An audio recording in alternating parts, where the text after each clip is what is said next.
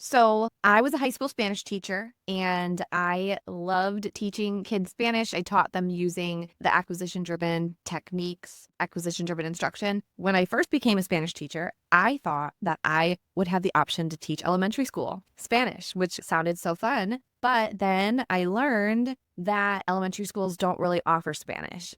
And if they do, it's kind of rare. And so I became a high school Spanish teacher.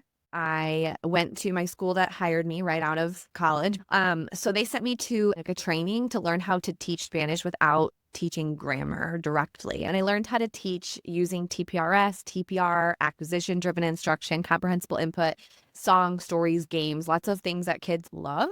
And I learned French in like 2 hours. I learned this story in French. This was like 15 years ago, I feel like, using these techniques. And then when I brought them back to my classroom, they were so effective. And my students thrived and loved learning Spanish. And it was fun for them. It was fun for me. And they were acquiring the language so naturally.